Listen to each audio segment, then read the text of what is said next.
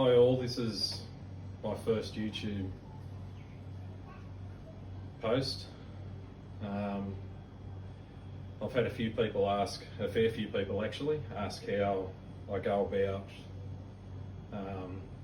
doing my immersed grown aquarium plants. So at some request, thought we'd give this a crack and sort of go through what I do. I'm not saying it's a perfect way, but it works for me. Right, so without further ado, right, we'll get into it. So there's a few things that you will need. Right, so I've sort of gone to these storage tubs. They're just cheap and nasty. Right, gone with the higher one, the 50 litre, purely for the fact that some of the plants that I am growing do need some height, so worked out that from experience. What I do start off with is I do take the little wheels that are normally on the bottom here off. Right, that just helps everything sit flat, gives it a little bit more support because they are a little bit flimsy. They're not made for, you know, what I'm doing. So there's only a few different plants that you can do immersed. Off the top of my head, I can't say exactly what they are, but there is a few, and I can list those ones that I've been sort of following. So generally what I do is I do use the Osmocote premium potting mix. No affiliation there, that's just from my experience in my veggie garden and that sort of thing, as to actually use good quality. Have heard that you can just use any, but you know, my side of things, I like to stick with a premium blend. What we're going to do, what I generally do, is you want probably 1.5 inches, 2 inches, couple of inches in the bottom. Right, and that's just to give a good base. So I've sort of measured this up a little bit earlier. All you're doing is tipping it in. All right, give it a bit of a spread out so that it's level. And then I just give it a bit of a pat down, make it a bit more solid, a bit more flat. That's just me. And yeah, that's pretty much it for the start. Just putting the soil in. So I've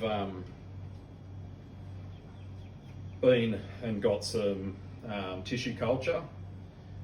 So this one, I can't pronounce them, but lobelia and some rotala.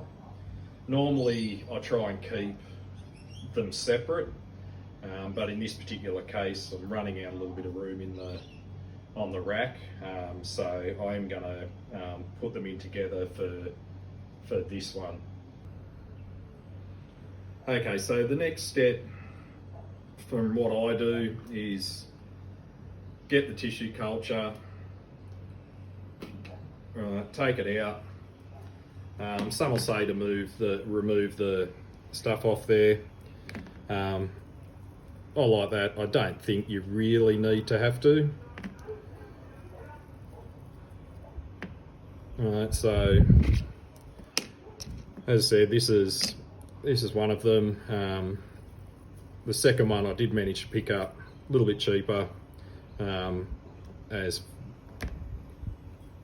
it was a little bit, you probably wouldn't purchase it if you were putting it straight into the tank, but I did get a bit of a discount on it. So what we're doing is just pulling some of this apart, right, so into separate bits, because we are going to plant these as individual units, to try and get, you know, maximum bang for the buck sort of thing. So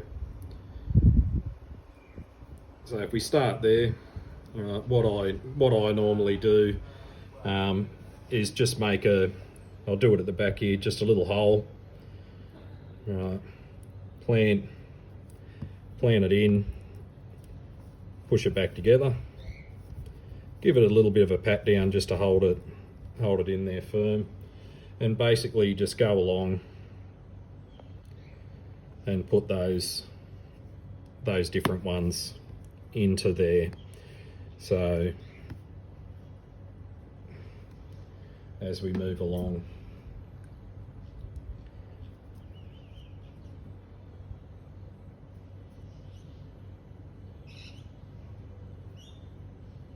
now you don't have to worry too much about if they've got some roots on it, beautiful. A lot of the aquarium plants that we do in this particular way doesn't actually need the root side of things. They will grow their own, like they would in an aquarium.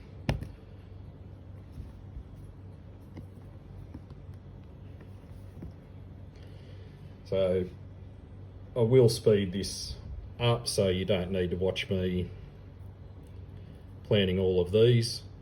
We will speed this up a bit.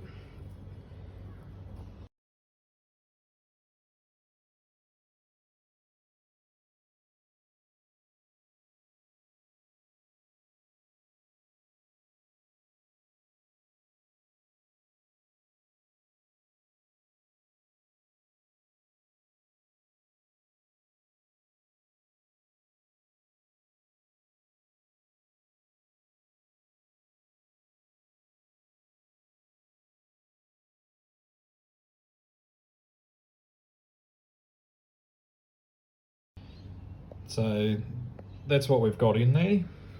So it's just a case now of going on to the next step that I do. So just sort of give it a good sort of wrap around, because we are going to be putting water in this next, and we want to try and keep everything somewhat in place. So a little bit of a pat down around the plant itself.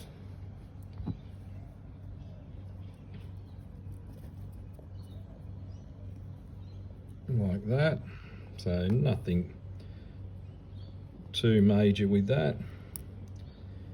And then it's a case of we are going to move on and put water in this. So all I do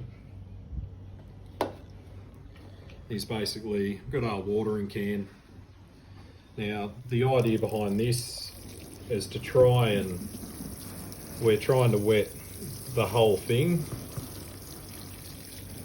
but we want to try and keep the water line, the water underneath the soil, so it wants to be very, very sort of wet and moist, but try and keep the actual water level below the actual soil. So this can take a little bit tedious sometimes, just to try and get it right. If you do go over a bit, it's no biggie.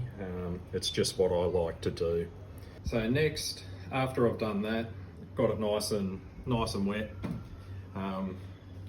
is a case of putting the lid on and then putting it under the lights, which I'll show you what I sort of do in another video. Now, I was at one stage to start off with drilling just a hole here and a hole here, just a small one, and then one up higher on either side here, just a little bit of airflow. I've stopped doing that. Doesn't seem to make any real difference that I can see, because these are not airtight anyway, so it does keeps the moisture in, and does let air flow, it seems. So that's the end of that. I hope this helps some people. Again, this is my first one, so be kind. Just thought after a fair few comments and requests of how I did things and that sort of thing, it was probably just going to be easier just to show you as best as I could. So I believe if you like this and share, I see on a lot of the YouTube side of things, and if you do want to subscribe, this is mine and my daughter's YouTube channel, so I'll post some and my daughter will be posting some, but there will be another video of how I sort of set the light side of things up, and this is what I would classify really as a budget way of growing some aquarium plants immersed, you know, that sort of thing. So anyway, we'll leave it there on this one, and yeah, thanks for your time and have a good day.